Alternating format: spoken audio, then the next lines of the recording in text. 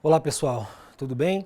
Meu nome é William Tonelli, sou bacharel em administração e daremos continuidades aos estudos da disciplina OSM, Organização, Sistemas e Métodos. Estou honrado em tê-los aqui no nosso curso técnico em administração. Esperamos de vocês muita dedicação e empenho para com essa disciplina, para que possamos estudar, pesquisar todos os aspectos ligados à empresa.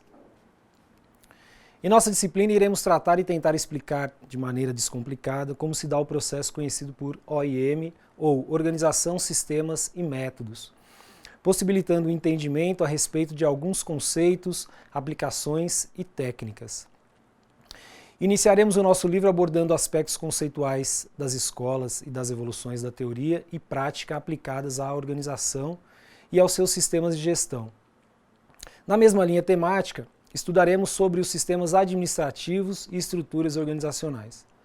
Na sequência, apresentaremos a abordagem conceitual sobre os componentes e os elementos condicionantes da estrutura organizacional, ensejando o estudo e avaliação das estruturas organizacionais e o funcionamento com vistas a cumprir os objetivos da organização.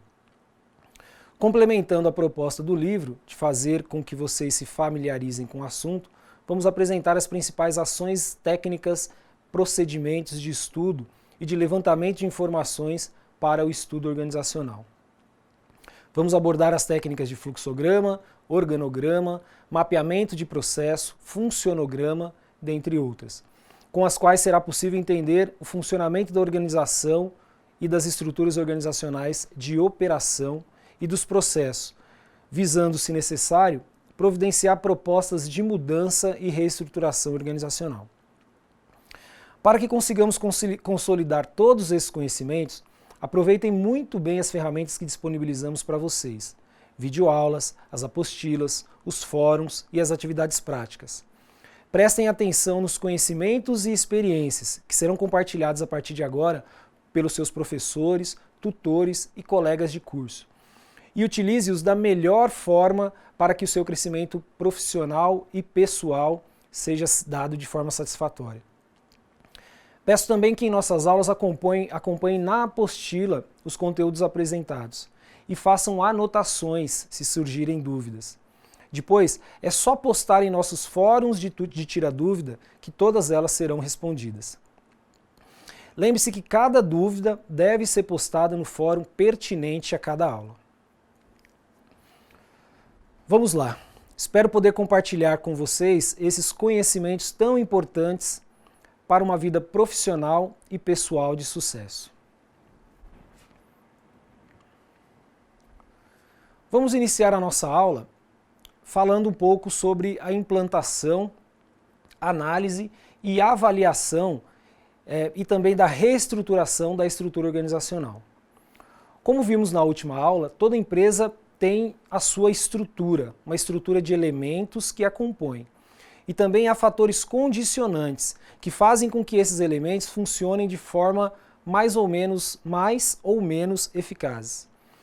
Ainda, nós não podemos esquecer que as empresas são idealizadas e criadas e compostas por pessoas e que essas pessoas são diferentes entre si. E que os fatores condicionantes do comportamento humano interferem no funcionamento dessas empresas. Então, um dos nossos maiores desafios diários dentro do funcionamento dessas empresas é o de buscar os resultados organizacionais de lucro, de rentabilidade almejada por aqueles acionistas, por aqueles empreendedores. Mais essencialmente, harmonizar e equilibrar as diversas forças diferentes dos diferentes elementos condicionamentos dos seres humanos que as compõem, para que assim possamos caminhar de forma convergente aos resultados financeiros esperados. A implantação de uma estrutura organizacional irá determinar regras de poder, de autoridade, de responsabilidade, de função e funcionamento, contribuindo assim para que sejam evitados todos esses conflitos, reduzindo os atritos pessoais e auxiliando todos os envolvidos para que os objetivos organizacionais sejam maiores, ou seja, se sobreponham a eventuais critérios pessoais e subjetivos na condução dos negócios da empresa.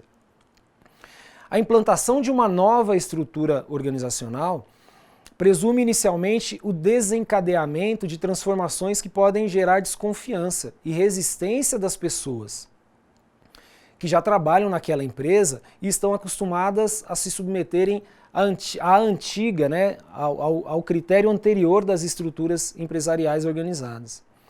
Então, é necessário ou será necessário trabalhar para sensibilizar e preparar essas pessoas para essas mudanças. Também quando a estrutura organizacional está sendo implantada a partir da própria empresa, o risco que se corre é o de que as pessoas que passarão a integrar essa estrutura tenham uma carga de conhecimento de outras empresas com estruturas completamente diferentes, com culturas completamente diferentes. Ou ainda que venham de empresas que também não tinham a devida estrutura empresarial organizada. Dessa forma, ela irá trazer como referência a sua experiência passada e tenderá a se comportar com a mesma resistência que havia na empresa cuja estrutura empresarial está sofrendo o processo de organização.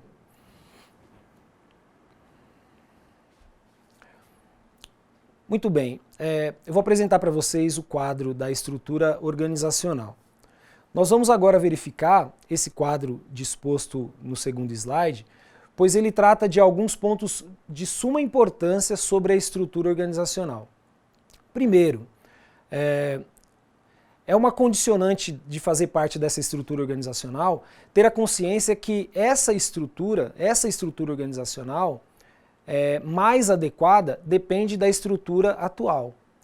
É importante termos consciência da importância do fator humano dentro dessa estrutura. Um outro aspecto importante é que somente a qualidade técnica dessa nova estrutura organizacional poderá ser insuficiente para o sucesso dessa mudança. É imprescindível que tenhamos um planejamento desta mudança para evitar ou minimizar eventuais resistências, pois o processo de mudança já é um processo conflituoso e que pode gerar resistência. Também é importante verificarmos previamente as situações alternativas que melhor se adaptem a essa proposta da nova estrutura. Devemos também promover, sempre que possível, em função dos níveis de autoridade e poder, a participação de interessados nesta tomada de decisão. Também é importante que sempre, antes de tomar qualquer decisão pela mudança, fazer uma análise e identificar as diversas variáveis a serem consideradas. O que será mudado, eventuais problemas e prováveis consequências. É importante que façamos simulação ou simulações das situações negativas ou positivas, que podem resultar da decisão dessa modificação, da decisão de mudar. O conjunto de todos esses pontos apresentados nos mostra os contornos de toda a organização sobre os aspectos da estrutura formal. Ainda no que se concerne à implantação, atribui-se especial importância à sensibilização e reforço de todos sobre o conhecimento acerca de outros fatores formais e conceituais que direcionam ou podem direcionar a organização e seu funcionamento diário, tais como os valores morais, éticos e de condução dos negócios empresariais. Essa sensibilização deve anteceder a tomada de decisão a respeito da implantação ou mudanças da estrutura organizacional, ou mesmo da alteração dessas estruturas já existentes, visando a modificação do quadro atual, para que assim não se tomem por desnecessárias as propostas de alteração em curso. Sabemos que toda essa estrutura organizacional irá sofrer resistências. O fenômeno da resistência das pessoas frente às situações diárias, sejam elas no âmbito pessoal ou no âmbito organizacional, é fato comum. Mas sempre podem gerar ou geram desdobramentos que exigem providências prévias, para que assim evitemos consequências danosas ou providências mais contundentes.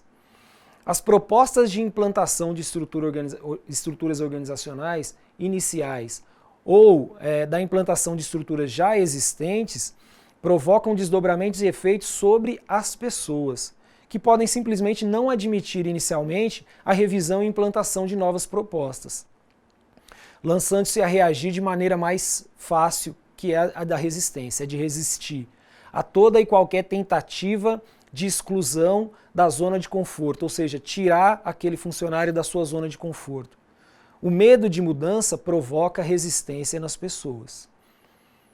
Os processos de sensibilização e de reforço conceitual acerca dos propósitos organizacionais citados no item anterior contribuem de sobremaneira para evitar eventuais resistências, uma vez que informam e preparam previamente as pessoas ao tempo que podem desencadear o processo dessa participação nas mudanças, fazendo com que essas pessoas se sintam parte exclusiva do processo de mudança e não sejam simplesmente apenas afetadas por essas mudanças, sem que tenham tido a oportunidade de se manifestar sobre elas. A resistência das pessoas a eventuais mudanças na estrutura organizacional as remete à presunção de fatos e consequências que nem sempre são reais, mas podem provocar grandes incompreensões. Dentre os fenômenos da presunção, destacam-se as dúvidas quanto à manutenção da condição financeira e de salários, das alterações do status e poder que aquela pessoa pode ter na organização, da própria sobrecarga de trabalho, das alterações nos aspectos de relacionamento e de convivência social, sugerindo então o rompimento dessas relações já estabelecidas. Visando evitar ou minimizar os efeitos das resistências, algumas providências poderão ser tomadas. Primeiro, informar os fatos, necessidades, objetivos e prováveis efeitos dessas mudanças aos seus funcionários. Persuadir sobre fatores que levaram à decisão daquela mudança. Qual que é a importância daquela mudança para a organização? Solicitar a colaboração no diagnóstico, na decisão e no planejamento de ações decorrentes a essa estrutura organizacional. A análise e avaliação da estrutura organizacional. O procedimento de análise e avaliação da estrutura organizacional impõe providências visando conhecer mais profundamente quais são os processos atuais da estrutura organizacional, suas principais características, as atuais formas de atuação, considerando inclusive os aspectos relacionados à estrutura de poder e de responsabilidade e principalmente de atuação. E quais serão os resultados que estarão sendo colhidos por esse modelo adotado. Além disso, para que possamos obter elementos comparativos que subsidiem uma tomada de decisão sobre os resultados do atual modelo, que será adotado, será igualmente importante que se tenha a ideia, mesmo que minimamente, do padrão e resultados que se deseja alcançar. Pois, caso contrário, não fará sentido a comparação, vez que não estão presentes elementos comparativos. Não há como comparar os processos anteriores com os processos atuais. O procedimento de análise e avaliação da estrutura organizacional deve levar em conta aspectos tais como os aspectos dos resultados financeiros alcançados pela organização, os aspectos relacionais e de comportamento dos próprios colaboradores, os aspectos de contribuição interpessoal, visando o crescimento das relações humanas e com vista à produção de resultados, as contribuições visando a melhoria de processos de produção e adequação das condições e posicionamento da empresa frente ao mercado e às demandas mercadológicas, que exigem e vão exigir constantes transformações e mudanças dos perfis de atuação dessas empresas frente aos seus clientes. Os diagnósticos de análise e avaliação da empresa poderão apontar resultados em sentidos diversos, tais como, no âmbito da estrutura física, material da empresa, exigindo investimentos, por exemplo, na reestruturação de equipamentos, instalações, máquinas, no âmbito da estrutura de processo de produção e de trabalho, requerendo mudanças nas condições e processos de produção, e desenvolvimento das demais atividades que fazem parte do contexto de negócio daquela empresa. no âmbito das relações formais e informais da empresa, que inclui as relações de comportamento, comportamentais das pessoas, de poder, de responsabilidade, de funções, de contribuição para os objetivos empresariais. Para todos os itens que forem identificados na análise e avaliação da estrutura organizacional, deverão ser tomadas providências rápidas, visando a adoção de novas políticas de atuação da empresa, visando a construção de uma nova e funcional, estrutura organizacional, corrigindo os problemas que até então existiam. Essas políticas de atuação da empresa deverão, entre outras coisas, primeiro, adequar a estrutura organizacional da empresa àquela situação atual das empresas concorrentes do mercado no qual ele atua ou deve atuar, promover a adequação das estruturas organizacionais aos requisitos tecnológicos do setor em que atua. Em função deste diagnóstico, rearranjar o processo decisório, inclusive com hipóteses de descentralização. Ajustar e orientar ações empresariais com vista a resultados. E a racionalização das operações dos processos e das atividades, ou seja, tornar aqueles processos muito mais ágeis. Muito bem, nós vimos então até aqui algumas técnicas e procedimentos de como devem ou como devemos realizar de forma prática, visando a análise, avaliação e implantação das estruturas organizacionais. Verificamos também o conhecimento acerca de eventuais resistências oriundas das pessoas que podem ocorrer desse procedimento e como então devemos lidar com isso.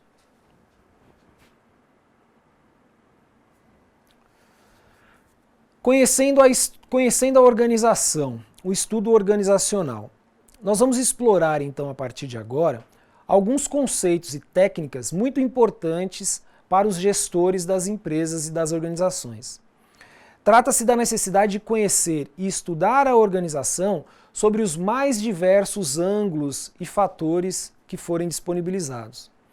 Tais técnicas visam auxiliá-lo a conhecer melhor a sua organização com vistas à atuação profissional.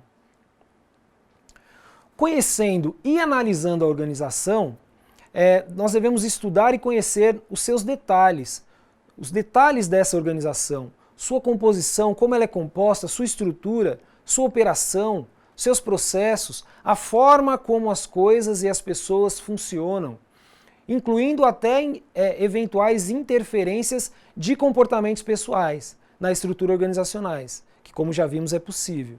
E antes de tudo, o que é fundamental para uma boa gestão dos negócios da empresa também vai ser objetivo e é imprescindível para o sucesso dessas pretensões organizacionais. Muitos gestores não atribuem a devida importância a esse tipo de atuação, que ocorre de forma preventiva e continuada, acreditando que as coisas serão resolvidas de forma natural e que ele, esse gestor, terá autoridade suficiente para, quando necessário, intervir de forma contundente nessa situação apresentada e que as coisas se resolverão em função de sua intervenção. Do que muitos se esquecem é que essas organizações são constituídas por pessoas e que essas pessoas passam diariamente por constantes e complexos processos de mudanças, sejam elas pessoais ou profissionais, mudanças de comportamento, mudanças de atuação, transformando novos valores em novas perspectivas. E isso tudo vai além de outros fatores, dos fatores condicionantes. Poderá interferir no andamento e processamento das operações organizacionais que já foram estabelecidas, a ponto de requerer outros padrões de atuação dessa gestão, desse corpo gestor. Muito importante ainda é destacar que se o gestor não estiver atento a essas mudanças e transformações das pessoas, interferindo e atuando continuamente sobre elas e ajustando os processos de funcionamento da organização, ele ocorrerá um grande risco de, quando necessário, não conseguir mais agir de forma assertiva.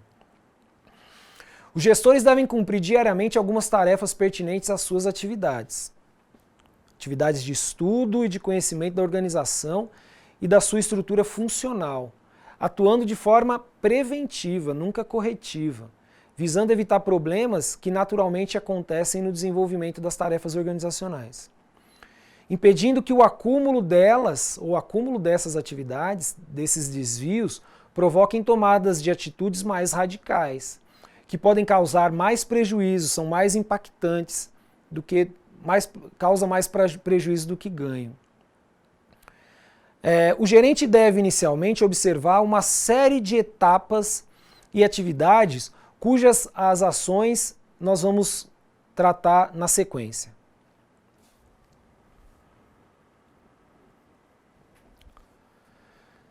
Essa etapa de ações, primeiramente esses gestores devem estabelecer detalhadamente o problema a ser estudado, se fixando objetivamente o fim a ser atingido. O gerente deve fixar os limites de estudo de forma a não perder tempo nem tornar as investigações mais difíceis. É preciso nessa etapa decompor o problema em estudos parciais, se for o caso. Ou seja, tirar o foco do problema e atuar na resolução desse problema. O segundo ponto importante é analisar a situação anterior, fazendo uma espécie de recenseamento dos dados conhecidos, tanto dados técnicos, quanto econômicos, quanto humanos. Paralelamente a isso, deve o gerente responsável pelo estudo enumerar os elementos desconhecidos, que poderão intervir nos objetivos fixados. Quais são os riscos? Definir os riscos. É preciso, portanto, buscar as relações entre todos os dados analíticos do problema e deduzir a hierarquia de dificuldades, que tornará possível ao gerente estimar as chances de recursos pelos meios que dispõe e assim melhorar todo esse processo. Ele deve também avaliar o estudo, prevendo que sua repartição e sua duração com a ajuda de um plano de intervenção, plano de ação de intervenção. O gerente deve calcular o custo provável do estudo e compará-lo com os possíveis resultados, a fim de obter a amplitude de uma ação rentável e o embasamento para a decisão, que eventualmente ele pode preferir não levar adiante uma análise a priori muito onerosa, que tenha um dispêndio muito grande de recursos. A quarta ação que ele pode tomar é achar a solução ou as soluções baseadas na crítica dos dados analíticos. Essa procura de ideias pode ser facilitada pelo uso de técnicas pertinentes.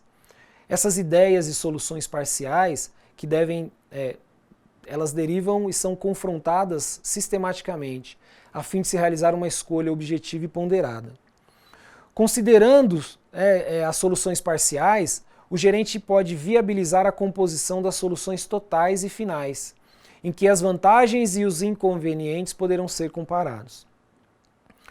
Discutir as soluções nessa fase, a discussão, o quinto tópico, a discussão das soluções.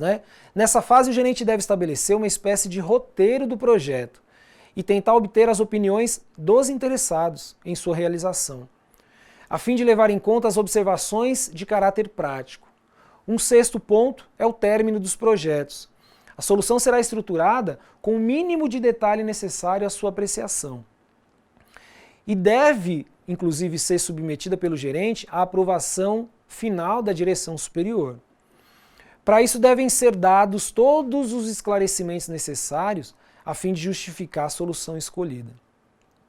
Um sétimo ponto é aplicar essa solução. Esse gestor deve procurar uma adaptação dos meios utilizados às rotinas das pessoas envolvidas. É necessário que as informações e instruções que sejam dadas às pessoas sejam muito bem compreendidas por elas, para o sucesso das mudanças. Deve haver um período de treinamento, capacitação, destinado a introduzir mais facilmente todos esses novos métodos que serão implantados. O oitavo ponto é constatar os resultados. Olha, vejamos bem, uma vez funcionando os novos métodos, esse gestor deve proceder a uma análise completa de todos os resultados. que deve colocar em evidência os ganhos obtidos, direta ou indiretamente. Esse procedimento pode parecer muito complexo e lento. No entanto, algumas experiências nos mostram que é mais vantajoso seguir esse quadro para que não sejam colhidas soluções impossíveis na prática, no dia a dia, que são causadoras de custosos fracassos em organizações mal conduzidas. Vale ressaltar ainda que na visão apresentada pelos autores se destaca a atuação do gerente ou desse gestor como um elemento que está sempre comprometido na aplicação das ações que envolvem projetos organizacionais e os seus resultados. Onde esse gestor deve ter atuação sistêmica. Podemos perceber então que o segredo da boa gestão de uma organização nem sempre se vincula unicamente à constatação da capacidade e competência das pessoas que estão à frente de sua gestão. Além disso, é imprescindível saber atuar de forma correta e em momentos adequados, compatibilizando técnicas para melhor aplicação das competências pessoais em busca de resultados organizacionais.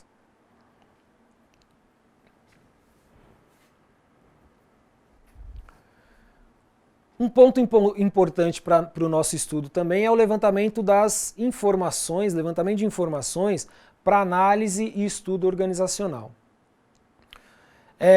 Como é que nós podemos obter informações e detalhes a respeito das atividades profissionais diárias que estão sendo desenvolvidas em nossas organizações, para que em função delas seja possível conhecer melhor os procedimentos e adequá-los quando necessário?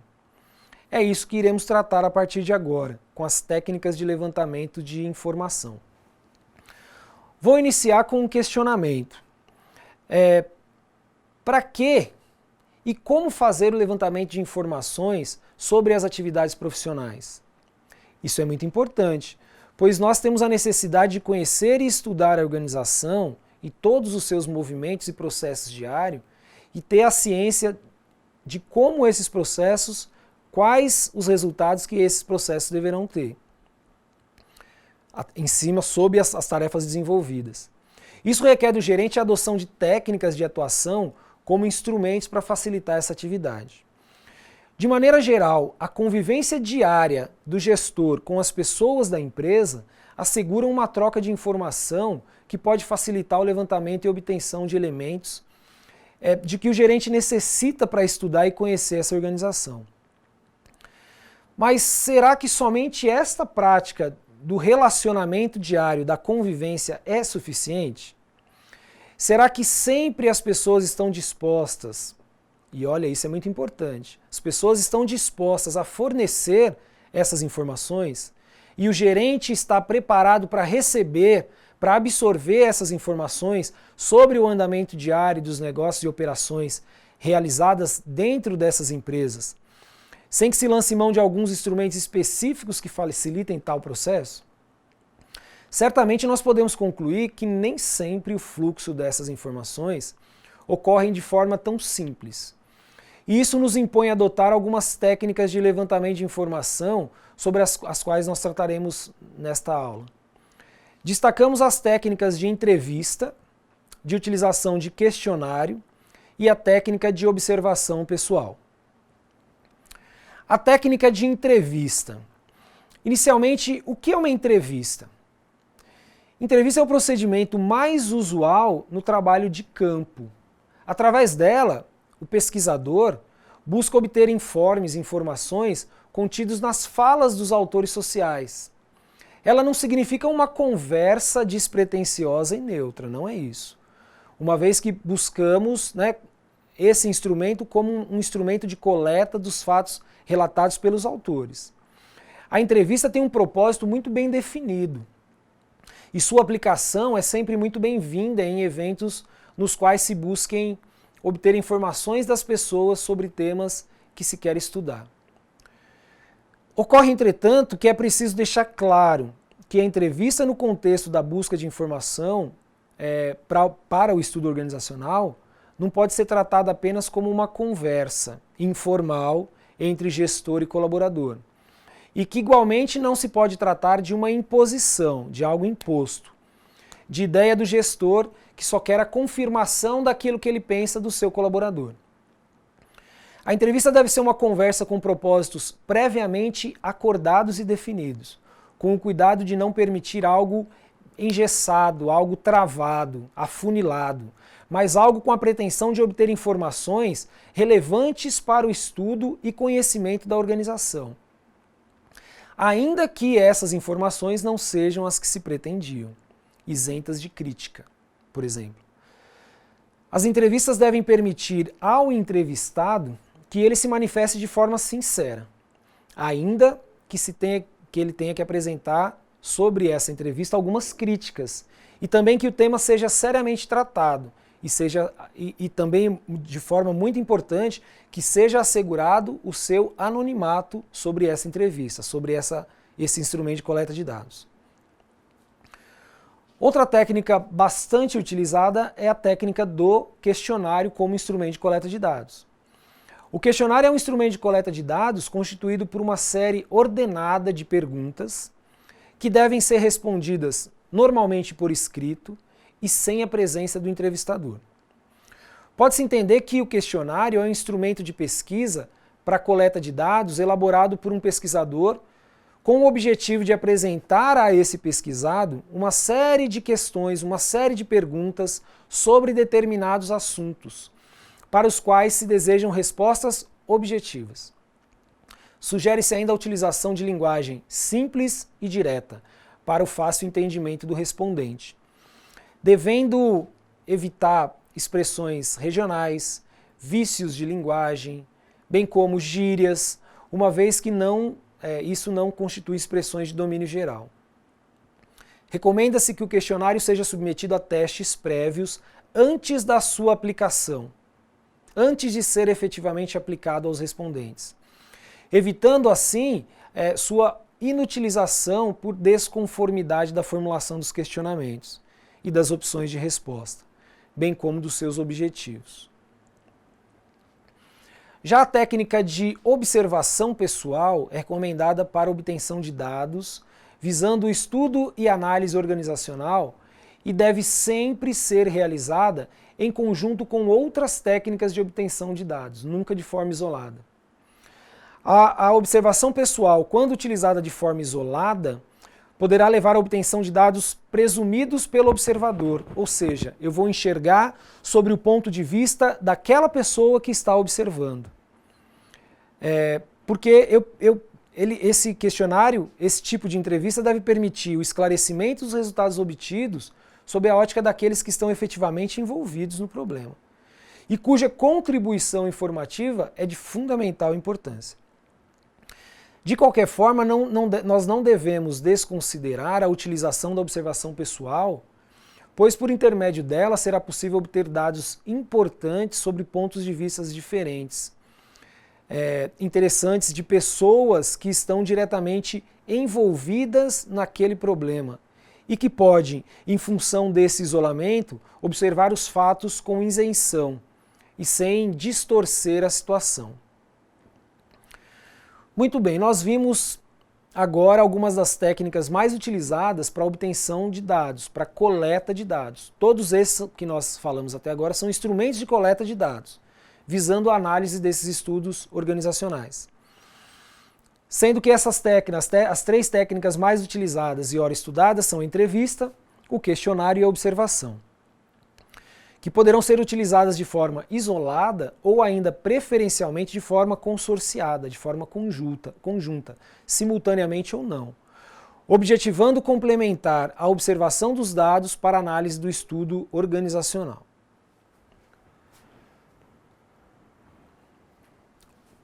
Pois bem, vamos falar agora um pouco sobre o layout. Nós vamos estudar alguns conceitos e aplicações de técnicas conhecidas como arranjo físico ou layouts organizacionais, utilizados pela empresa não apenas para organizar as pessoas e os seus equipamentos, mas também para facilitar o fluxo e o andamento das operações administrativas e operacionais do dia a dia. Para iniciarmos esse tópico, vamos praticar um exercício de imaginação. Vocês certamente já entraram em algum supermercado e perceberam também que os produtos ali dispostos são organizados por setores. O setor alimentício, o setor de limpeza, o setor de cereais, o setor de bebidas e assim por diante. E dentro desses setores também existem algumas subdivisões que apresentam os produtos de acordo com as suas naturezas. Por exemplo, no setor de alimentos, vocês vão ter as gôndolas nas quais estão distribuídos separadamente os biscoitos, outras gôndolas onde estão dispostos as massas, os cereais, os enlatados e assim por diante. Você já imaginou se os supermercados não adotassem esse critério de organização dos produtos por setores e dentro dos setores por categorias de produtos? Seria muito complicado para nós, enquanto clientes, encontrarmos o que nós desejaríamos comprar. Assim como seria complicado também para a própria empresa, para o próprio supermercado, estabelecer uma forma de distribuir e repor os seus estoques, que são repostos continuamente. Pois então, estamos tratando essencialmente o que denominamos arranjo físico ou layout do supermercado. E tal estratégia de gestão tem importância vital para que os negócios diários das empresas funcionem de maneira adequada. Essas mesmas técnicas de layouts utilizadas nos supermercados podem e devem, inclusive, também ser utilizadas em diversas empresas para promover a organização de suas áreas operacionais, tal como os escritórios, as unidades fabris, as áreas de produção, as áreas de apoio, os departamentos, facilitando então os processos em função de critérios muito bem pré-estabelecidos e dessa forma permitir uma melhora dos fluxos nas operações. Enquanto as pessoas envolvidas nos processos estarão mais próximas também uma das outras, ensejando o melhor fluxo de comunicação entre elas. Existem algumas etapas que devem ser seguidas para o planejamento de um layout. A realização desse layout, do layout de uma empresa, pode parecer uma tarefa simples, bastando apenas reunir pessoas e equipamentos que congregam dos mesmos interesses e objetivos empresariais e organizacionais. Essas pessoas devem estar próximas uma da outra, mas a realidade não é bem esta. Como em outros momentos do nosso estudo da organização, a implementação de um layout demanda estudos e planejamentos prévios. Lembrem-se de que você poderá até mesmo reunir as pessoas, os equipamentos, as matérias-primas que congregam os mesmos interesses e objetivos empresariais em um determinado local para facilitar as operações. Mas que não se pode esquecer que há um fluxo de operações e que um fluxo de operações entre elas e que se o layout não organizar esse fluxo, nós podemos ter uma grande bagunça, uma grande desorganização, um congestionamento de pessoas, de processos, destruindo toda a boa intenção da organização à sua produção. O autor Cury afirma que para se estabelecer um projeto de layout, deve-se cumprir determinadas etapas. Primeiro, um levantamento, uma crítica desse levantamento, planejamento da solução, crítica desse planejamento, implantação e controle de resultados. Essas etapas propostas pelo autor correspondem com muita fidelidade às etapas normalmente presentes em um sistema de planejamento e execução de projetos, por exemplo. E o layout organizacional é, de fato, um projeto a ser realizado dentro da organização. Esses layouts também seguem alguns modelos específicos. Visando exemplificar alguns tipos e modelos de layout, vou apresentar para vocês na sequência algumas propostas. O slide 9 mostra para a gente os modelos de layout em um escritório. Esses modelos de layout de escritório demonstram de forma clara e visual toda a organização dos setores presentes, onde cada objeto tem o seu devido lugar. E as questões ergonômicas também estão presentes, visando não gerar lesões e desgastes desnecessárias àqueles trabalhadores. Podemos verificar então os conceitos e importância do estabelecimento de layouts para a organização os procedimentos das operações internas de uma organização, bem como a otimização dos seus fluxos de processo de produção, visando claramente a obtenção de melhores resultados. Vamos falar também agora sobre a departamentalização. Como vimos nos tópicos anteriores, as organizações são compostas de pessoas, processos e outros recursos materiais, equipamentos, máquinas, ferramentas, etc.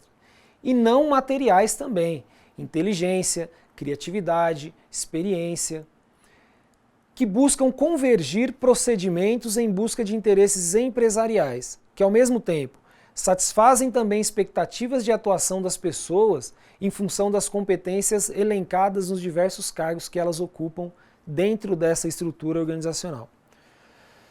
Mas será que se pode pensar que nas organizações esses diversos recursos materiais e não materiais podem ser utilizados isoladamente, da forma como cada pessoa detentora deles resolver fazê-lo? Desconsiderando todos os elementos formais de agrupamento de interesses empresariais? E assim, pretendendo obter resultados que possam ser resultados idênticos para a organização? É um pouco complicado, parece difícil, se não impossível. Pois ainda que consideremos que todas as pessoas da organização estivessem integradas por uma indiscutível rede de ações e de interesses empresariais, a natural e reconhecida variabilidade das pessoas, de suas competências e de suas habilidades, impediria uma convergência natural desses resultados de suas atividades individuais, se não estiverem direcionadas e agrupadas de acordo com um critério específico para a obtenção daqueles resultados. Em muitas empresas, em razão dos seus respectivos tamanhos ou formas de distribuição de tarefas, opta-se pela divisão de funções, de competências ou de outros fatores condicionantes da estrutura organizacional, sob a forma de departamentos, o que origina a técnica da departamentalização, que vem significar a separação das atividades de trabalho dentro das organizações, visando facilitar a organização e divisão daquele trabalho, bem como o controle e direcionamento dos resultados empresariais. Ou seja, é a divisão das diversas atividades da empresa em razão de critérios previamente estabelecidos e estudados, e sequencialmente na formação de grupos de pessoas e de atividades comuns constituindo-se núcleos ou grupos de trabalhos específicos. Existem diversos tipos e técnicas para promover a departamentalização. Para que se possa efetivar a departamentalização dentro das atividades de uma empresa, será necessário conhecer inicialmente algumas características e padrões de funcionamento de organizações e de interesses empresariais. Dessa forma, busca-se evitar, por exemplo, a sugestão e adoção de departamentos que não estejam alinhados com os recursos materiais e não materiais da empresa, e facilita-se operacionalizar os fluxos e a eficácia dos processos operacionais. A departamentalização pode ocorrer em razão das atividades básicas da empresa, para o que eles apresentam os seguintes tipos de departamentalização. Primeiro, existem as departamentalizações por quantidade de cargos ou de funcionários. Departamentalização funcional, ou seja, pela função que a pessoa exerce. Departamentalização territorial ou por localização geográfica. Departamentalização por tipo de produto ou por tipo de serviço que é prestado. Departamentalização por tipo de cliente. Departamentalização por processo de trabalho. Departamentalização por projeto. Departamentalização matricial e alguns tipos de departamentalização mista que utilizam vários segmentos da departamentalização já faladas agora a seguir. A respeito dessas técnicas e tipos de departamentalização, apresentam-se na sequência os principais conceitos e fundamentos a esse respeito. Primeiro, a departamentalização por quantidade, que é uma empresa onde se encontram agrupados sob a responsabilidade e supervisão de uma única pessoa, um determinado número de colaboradores ou funcionários, que não são diferenciáveis em razão das suas especificações, das suas competências profissionais. Mesmo que eles exerçam funções e tarefas diversificadas, são agrupados sobre a responsabilidade e supervisão de uma única pessoa. A departamentalização funcional, como podemos verificar no slide, a departamentalização funcional prioriza-se os critérios que consideram as funções e operações essenciais para a empresa, o cumprimento de suas metas e objetivos empresariais. As pessoas serão agrupadas de acordo, agora sim, com suas competências e especificações profissionais, respeitando-se, entretanto, os requisitos da operação, os requisitos operacionais para o devido funcionamento da empresa. Um outro tipo que é a departamentalização territorial ou por localização geográfica, as atividades da empresa que se realizam em função de determinados territórios dispostos geograficamente, distantes geograficamente, que devem ser agrupados sob o comando de um determinado gestor. Ressalta-se ainda que neste caso, em cada um dos territórios poderão ser realizadas inúmeras e diversificadas atividades ou funcionalidades da empresa, as quais serão todas geridas por um único profissional, por um único gestor. Por exemplo, suponha que uma rede de lojas varejistas tenha operação na região Sul, Sudeste e Nordeste do Brasil. O superintendente da região Nordeste terá gestão sobre os negócios integrais da rede de lojas na área Nordeste, mas poderá ter que dividir responsabilidade e gestão com o diretor comercial geral dessa rede de lojas, ou com o diretor financeiro. Departamentalização por produtos ou serviços. Ela é muito semelhante à departamentalização funcional, quando se especificam as áreas de competência da empresa. Obtém-se sua funcionalidade a partir das atividades inerentes aos produtos, ou gêneros de produtos, ou até mesmo produtos produzidos por aquela organização. Para o que se reunirão nesse departamento as pessoas que detêm o conhecimento específico sobre esses produtos especificamente. Departamentalização por produtos e serviços.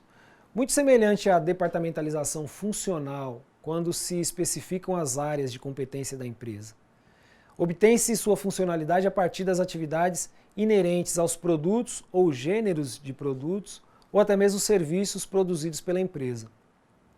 Para o que se reunirão deste departamento as pessoas que detêm o conhecimento específico sobre aqueles produtos ou serviços produzidos. Já a departamentalização por tipo de cliente. Nesse tipo de departamentalização, os clientes devem sempre ser o foco das atenções da empresa. E em muitos casos as empresas escolhem promover a sua departamentalização em razão dos tipos de clientes que elas atendem, ou de áreas específicas dos produtos consumidos por determinados tipos de cliente. É um sistema interessante, à medida que promove a maior proximidade dos negócios da empresa com as necessidades mais requeridas pelos clientes, ou para o atendimento da empresa. Já a departamentalização por processo ocorre em muitas organizações e é comum encontrarmos em situações nas quais, para se obter o produto final desejado, é necessário desenvolver processos operacionais separados, previamente definidos, com a utilização de máquinas, equipamentos e competências de trabalho distintos, diferentes. É o caso, por exemplo, da indústria de automóveis. Para se chegar ao produto final, ao carro, o processo de produção passa por diversos estágios de produção, com processos completamente diferentes, formando uma linha de montagem que resultará no projeto final. A departamentalização por projeto. Os projetos são atividades temporárias ou desenvolvidas pela empresa com o objetivo de alcançar determinados resultados em determinado tempo, com determinado custo, para o que se alocam pessoas e recursos sob o comando de um gestor. Os projetos poderão se transformar em ações contínuas e assumidas pela empresa, mas que para isso deverão comprovar sua eficácia e conveniência e seus interesses aos negócios. A departamentalização por projeto presume adaptar a área de projetos, atuando simultaneamente com as áreas operacionais normais, podendo ser absorvidas ou não, a depender dos resultados e das próprias decisões da sua efetivação como um elemento efetivo desses negócios empresariais. A departamentalização mista, que tem, como o próprio nome permite concluir, trata-se de um arranjo de departamentos que operam sob diversas formas de atuação e função. Podem atuar, por exemplo, departamentos sobre a forma funcional, de projetos, de processos, clientes, por produto, por localização, dentre outras possibilidades, tudo isso agrupada num somente modelo de departamentalização. Muito bem, pessoal, nós vimos até aqui alguns exemplos e tipos específicos de departamentalização e vimos também que o profissional que trata de organização, sistemas e métodos precisa ter competência para poder tomar decisão, as decisões mais adequadas para uma eventual tarefa de execução desse método de organização e gestão da empresa. Essa decisão ela sempre vai estar vinculada a fatores e condicionantes organizacionais, como nós vimos, que permitirão identificar de forma acertada, ou qual a forma acertada de departamentalização nós iremos utilizar para cada empresa, para cada organização. Chegamos então, pessoal, ao fim da nossa segunda videoaula. Peço mais uma vez que procurem, a partir de agora, realizar as atividades que estão e estarão propostas no fórum específico. Peço também que interajam com seus colegas de curso e com seus tutores.